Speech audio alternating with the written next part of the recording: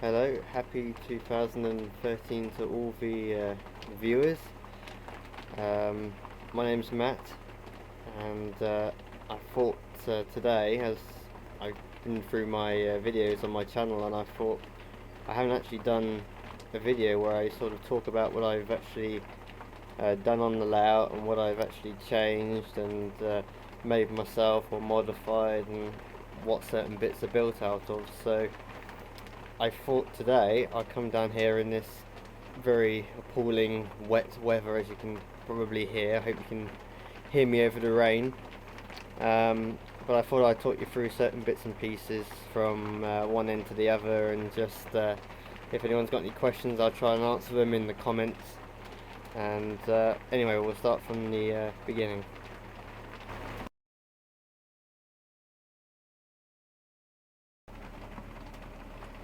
Okay, well, the layout is about 5 years old, probably 6 this year.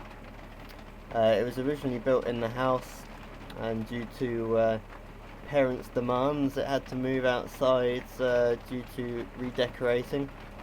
So it moved into the shed at the bottom of the garden, where it actually expanded a little bit, and I also built an extra small layout based on some plans that I saw of East Grinstead station when they're eventually opening it for the Bluebell Railway.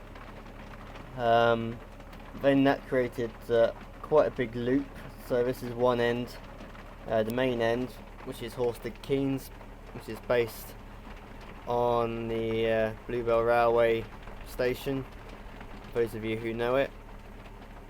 And it then looped round to East Grinstead, which is behind me at the moment, which is in many bits, because I'm generally redoing that side to add more sidings and storage. So at the moment it's sort of half taken apart and half of it still remains, but we'll get round to taking it apart when it dries up a bit.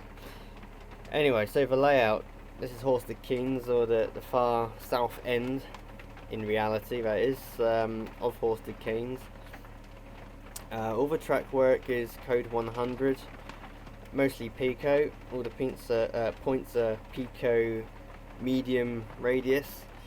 They are powered and have point motors under them. They're the seat kind of point motors, which just screw underneath the baseboard, and the pin which operates the point that comes through the top.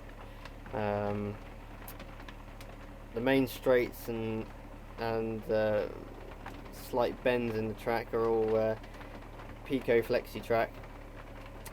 Again, code 100. Just down here you can see the point boards. I sort of colour coded it, so anyone who doesn't understand which bit of track is what, they can sort of work it out with coloured lines and stuff, and various other bits. You can see a little cleaner for the loco wheels as well, which I've got strapped to the controller. It's powered by this Gauge Master controller, 2-track controller. That's also linked up to the rolling road, which is over here, which you see most of the loco reviews and things. Moving along, we've also got this building which is just below here. You can't actually see it, you can just see the roof. That's the Carriage and Wagon workshop, or the part where you can go in. If we swap around there, you can just about see. That was all built out of 3 coffee stirrer sticks from McDonald's. They do say help yourself, so I did. Anyway, but yes, I built all of this out of coffee stirrer sticks, as you can see inside just about. You can see how it's all built with various spares of plastic windows and doors, and it has 2 tracks in there, so you can put extra rolling stock in there. Moving over the other side, you can't really see it very well, and there's a nice cobweb in the way as well. Recently I added the I think they know it as the pump house, or the the old water tower of Horsted Keynes down the back. This is built of some, I think it was 6mm MDF, and then I placed some card over it to sort of give it a little bit of, so some of the walls stand out from the back of it, as you can just about see. It sort of works. But it was all made out of spare bits of wood, and then fortunately on a website somewhere someone had taken quite a nice shot of the office building when they actually shunted the coaches out the way. If I just move them out the way, and that was off the rails.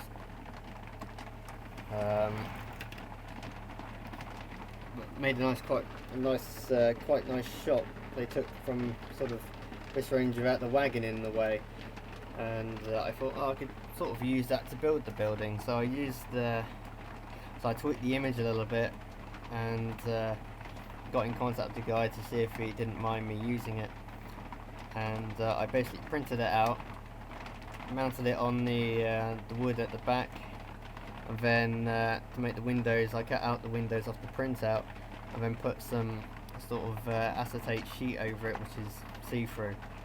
The chimney was made out of sort of embossed plastic card, so it's got the brick effect on it. And then there's also sort of a plastic cap I made on the top. The sort of sheeted roof on where the tank used to be is all made out of plastic card as well. I added a couple of lights in, they're not really correct, I might change them later on. I made a wall out of the Metcalf brick card sheet, which you can stick on a bit of wood, which I've done there, and made a nice little wall. All the grass in this area is static grass, which I've put down using what I call an electronic tea strainer, to be quite frank. You press the button and it charges the grass, and then you put a bit of PVA glue down, put a little nail in the board, and put a little crocodile clip on the end, and then let the grass grow, I suppose you can call it. The grass I actually used was a bit too luminous, so I'd call it, and then I actually spray painted it so it's a little bit darker. But that's one of the latest buildings I put on. Moving around, the signal box. This was sort of a one-off version of, or produced version of the Horsted Keynes South signal box. I think it was produced by Scaledale. I got the box around somewhere. And it's made of resin. A very nice job they've done on it. I think it was available through the magazine. I missed out on the first batch, and I was lucky enough that they did a second batch. So I got this quite a few years ago now, and I've actually detailed the interior, which you can see on I think it's even my workbench on my layout spread on New Railway Modelers, which you can see in the description box below the video, that is. And you can see it's lit up as well, so it's got a little light in there as well. Moving along, signals. They're actually old Hornby signals, I'm sure you can probably tell. I've sort of detailed them up a little bit and made them a little bit shorter because they were a bit too tall. They are then planted in a hole in the baseboard, and then that's packed down with PVA glue, which holds it in position. They're not operated by electronic motor or anything. They're all manual if anyone wanted to use them. And then the other signal post was sort of extended and added, I bought a few spares from eBay and made it longer. So this is now sort of correct to what is on Bluebell, but it's not exactly the same. It's sort of making best out of what we can sort of get hold of, because this layout was built on a budget and I didn't have a job at the time, so I made do with what I could get hold of. The crossing points, they're all made out of the same coffee stirrer sticks, so thanks to McDonald's for those. Platforms, they're made out of block board. They're 18mm thick. They're a little bit too high but again, it's what I could get hold of. I had loads of it, so I built it up, or made them into platforms and cut them into shape. The top gravelly surface is N-gauge ballast. All the stone edging is card, then painted on the edge. Seats from Peco. A little sign at the end is a bit of double O rail. Drilled a hole in the station, put a bit of rail in and put a bit of wood on the top to make the sign. A little loading ramp down here, that's all made out of plastic, bits out of kits and bits and pieces from a Will's country station kit, I think it was. Moving over to the sign, that's a lollipop stick with 2 matchsticks on the end. Bit of lynching, a little bit of a few flowers in there as well, which I bought off eBay for £1, I think. The lights all the way around the layout, you can see the 2 there, and there's also one next to the signal box. I bought these from China. I think it's about $9.99 for 10 or so, so they're quite good and they work quite well. I think they're 5-volt ones. Going over to the end of the station, I'll just move this up the way there. Recently they put back the water column on the end of platform 1 and 2. This used to be the old electric line which went off to Haywards Heath and Ardingly. These are white metal. I bought them from 5 and 9 models, which it's quite a good little website if you're into London, Brighton, South Coast. Lots of nice little bits and pieces, cast white metal items, well worth a little look. This platform has all got the grass on the roll solution, which you can get. Moving along, the tarmac surfaces are wet and dry sandpaper, glued down PVA. The hedge here, these are actually little trees that you can buy off eBay. I can't remember how much I paid for that. This is a little kit as well, line side sort of kit for the permanent way department.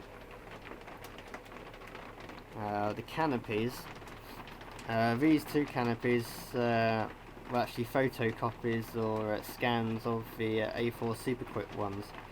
And you can see they've not done too well out here because of the temperature change.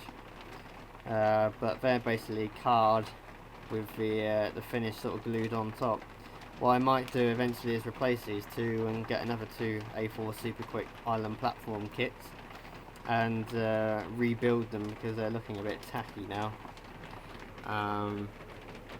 The columns holding up the actual canopy, they're actually a die cast one you can get from Hornby canopy kits that you can get, so the old plastic stuff with these very nice cast columns. I think I bought about 8 of them, and people were sort of cottoned on to the idea and started buying quite a few of them, and the price of them soon rose. You can see also down there, and now we move the coaches out of the way, there's a little Peco subway kit in there. There's one on this platform, and this platform just down there, and one over the other side as well. And a little building I'm quite pleased with, which is down here. I'll have to remove this building. There we go. It's a little WHSmith building under platform 3 and 4. This is made out of coffee stirrer sticks as well. A couple of photos that I took when I went down there, doing some research and bits and pieces. This is all painted with acrylic paint, and all the photos I took, I just sort of cut them out, put them on the front, and just glued them and then varnished them in place. I also made a little shop window as well, so it's got all the goodies in the window as well, and the window frame's made out of wire. Again, that's got a little light in it as well, and a little door around that side, you can see. But that works quite nicely. That's quite an interesting little building.